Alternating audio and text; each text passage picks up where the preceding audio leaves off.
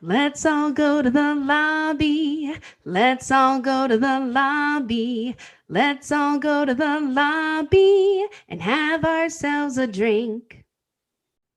All right, and we are back in the lobby bar for the week of April the 1st, 2024. Brian and Michaela here with you. Happy April Fool's Day, Michaela. Did you get fooled today anywhere?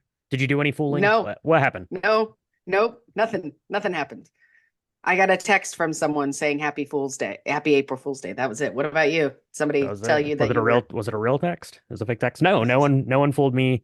I don't fall for any fools. Rule of thumb, especially on the internet, to the days of the internet. Anything you see today, don't trust. I mean, trust our podcast, I guess, if you're getting this today on April Fool's Day. But yeah, always show some caution on April Right, 1st, April Fool's Day. for sure, for sure. Don't trust anybody anytime anyway. I mean, at this point, it's just a regular day. It's just a regular day. April Fool's Day. It's every Fool's Day for sure. But today, here in the lobby bar, I've got something really fun for us, Michaela. So this week on our main show, we are doing Ghostbusters 2, and we're doing a cocktail, and it called for some mint as a bit of a garnish on the cocktail. So Ooh, I mm-hmm. went to the store as you do to get the ingredients for the cocktail, and you buy like a bunch of mint, right? And then you use like one sprig of it. What are you going to do with the rest of the mint? I said we need to come up with a fun spring cocktail, and I found a really good one, Michaela. This will be near and dear to Mm. you. This sounds perfect for the springtime, and it comes from liquor.com. It is the pineapple mint Caipirinha. So what you're going to do to mix one of these up is you're going to take four or five like just chunks of pineapple, two mint leaves, and an ounce of simple syrup into a like a shaker tin. Go ahead and muddle that up just a little bit. Add in 2 ounces of kashaka. If you don't have kashaka or you're having trouble finding it, you can use some light rum, silver rum. Don't tell anyone from Brazil I said that, but you can do that and get away with it. Probably would be really delicious with a silver tequila. Also, shake that with ice, strain it into a Yeah. glass over some ice cubes, garnish with that extra mint. You're good to go. Pineapple mint caipirinha. What do you think? It's amazing, is what I think. Look, pineapple is not used enough in drinks that also do not have coconut in it. And so I Agreed. feel like this is a celebration for you because none of this has coconut in it. But it's got that island feel, which is great. It's very like refreshing. It's just sweet enough because the pineapple, if it's really fresh, it's gonna have that kind of sourness that pineapple does, Hmm. that astringency. So the simple syrup really cuts into that. The mint is nice and fresh. Yeah, this is a good one. This is a good one, especially since it is now heating up for whatever reason. It's like in 90 degrees here, and that is no lie. It's very strange. Like April happened, and the whole world was like, "What? Let's be in an oven." And so, if you're going to be in an oven situation in the next couple weeks, make yourself a pineapple mint caipirinha because it's amazing. That's right. Now, as I mentioned, cachaça, that's the one to use. That is like the national spirit of Brazil. It's very similar to rum in that it's made from fermented sugar, but the big difference is that rum is made from molasses, basically, is what that is distilled from, whereas cachaça is made from like a fermented like sugar Oh, solution kind of thing. So it has just a little bit more like earthy, like funkiness to it there, which lends really well into the mhm. Caipirinha. It kind of cuts through those flavors. But like I said, use a rum or even like I said, silver tequila. That's going to get you in the same ballpark there and play on some little riffs there on the drinks. So let us know what you think about that, and let us know what you thought about Godzilla X Kong, Godzilla times Kong, the new Empire. Apparently, people were down with the Kong and Godzilla content. $80 million opening Oh, weekend. Uh, really good showing for Godzilla. Have you heard anything about this one, Michaela? Other than we keep seeing the trailer for it, it keeps looking crazier and crazier. But I don't know. What do you yeah. think? What do you think about Godzilla here? I I look. I'm excited to see it. I was not one of the $80 million dollars. We did not invest in that this week. Um, I'm just excited to see like the giant baby ape. Mm, I really love him. He's like red and he looks like a baby. He looks like he'd fit in your hand, only he's probably the size of like a giant minibus or something. mm.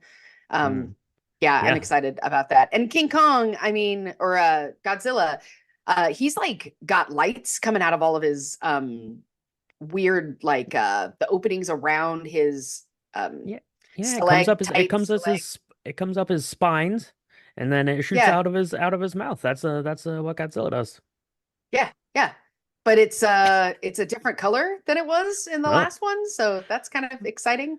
Maybe he's upgraded. Kong has that like Yeah, it was like a green, now it's like mechanical a arm. bluish white. I don't know. Yeah, I Oh don't know yeah. either. Oh yeah. And Kong has this weird arm. I can't wait to find out what happens there. And apparently, we haven't seen it yet, but I've seen rumor on the street is that there's also a baby Godzilla, which sounds cute and adorable too. So we just need Oh. like a fun little adventure for the baby monsters. That'd be good. That'd be good. $80 million though, that is pretty good, and it is better than Ghostbusters has done so far. And it's 2 weeks out. We Mhm. did go and see that. Ghostbusters: Frozen Empire coming in second there with 15, just over 15 million. Dune, Kung Fu Panda, and Immaculate rounding out the top five. Yeah, Ghostbusters hitting on a bit of hard times here in the dollar category. We're going to be talking about that on our Patreon here in this next week or so. Michaela, Frozen Empire. You know, we saw Afterlife. Afterlife, that's what it was called. Yeah, Afterlife last year. Mhm.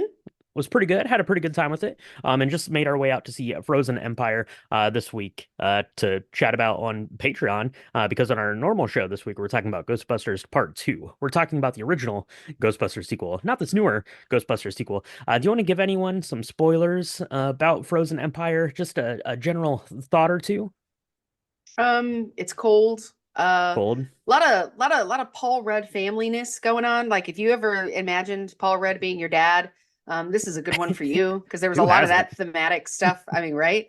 I mean, he's only 22. I don't know how he could father anything, but he's a vampire, I swear.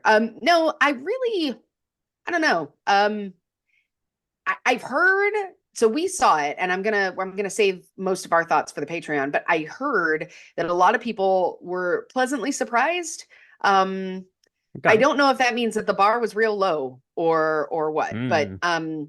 it's interesting that it's done so not poorly because $15 million is a lot of money, but I think it probably cost 60 or something to make. So I don't know. Yeah. Yeah, I think it's at like $105 million worldwide. I think the estimated budget was like 100 million. So not a good look, not a good look there.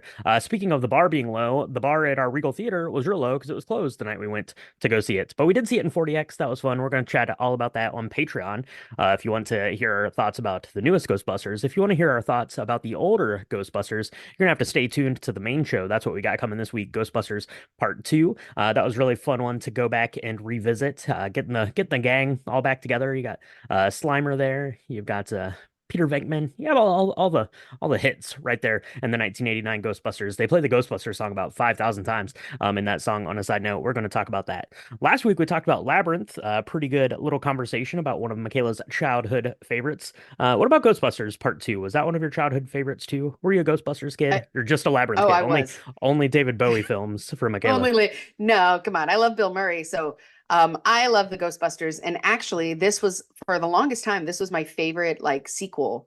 Mm, Um, because it was before Terminator 2 came out. I was too young to watch Aliens, believe it or not. So Ghostbusters 2 was like my favorite of like the idea of a sequel. For the okay. longest time. So it's very near and dear to my heart. I can't wait to talk about it on our main show. And the cocktail, real tasty, real good stuff. So stay tuned for that because that's coming out this week and it's super exciting. No, that's right. We've got that coming our way. And what do we have coming to the movie theater for us to go check out, Michaela? This is something that I'm not interested in at all. Horror movies aren't my jam. I don't really like creepy kids. But what about The First Omen? We've got that coming everyone's way. It's Arkasha Stevenson is directing it, and I'm not super familiar with any of the members of this cast. It looks like a pretty youthful cast, I will say. So some newcomers to the scene. What about The First Omen? Were you like an Omen fan? There Yes, the devil I taking over the was. kid. Is that what the omen was? It Yeah, was, it yeah. kind of, Yeah. yeah, Hmm. it's like the birth of the Antichrist is basically Mm. what the Omen's about. This is Bill Nye in it. It's got Nell Tiger Free, which is she's stunning, and she's got these amazing like eye mesmerizing. She's got these amazing mesmerizing eyeballs that are Mm. gonna look great because I think she is um uh I think she plays a nun, which is kind of creepy in and of itself. But yeah, the first Omen, it's kind of like a prequel to the original Omen. I really loved them. The idea of Okay. them is super creepy. If you like horror movies, if you don't like horror movies, this isn't your thing. And if you're like a religious person who's deeply entrenched into the Christian faith around the Antichrist, this could scare the bejesus out of you. Legitimately, I don't know. So I'm kind of excited to see this, but I won't be seeing it in the theater because it's probably going to have a lot of boo gotcha scary things, and I'm going to scream and Mm. throw popcorn everywhere. So I'll be waiting to watch this in the dark depths of my bedroom is when I'm Okay. going to be watching Okay. it. But it'll be interesting to see how well it does in the theaters because they've tried to redo The Awakening or The Omen a couple of times. So this is a Mm. prequel. That's my understanding of it, is that it's the prequel to it. But they redid it. I don't know, maybe 20 years ago, and it also kind of flopped. So we'll see how this goes.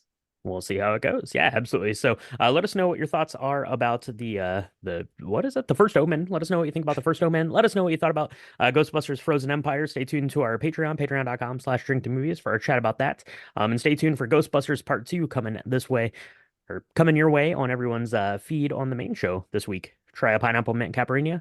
Have a good spring. Happy April Fool's Day. None of these were fools, I don't think. So thank you so much for joining us, and we'll catch you next week in the lobby bar.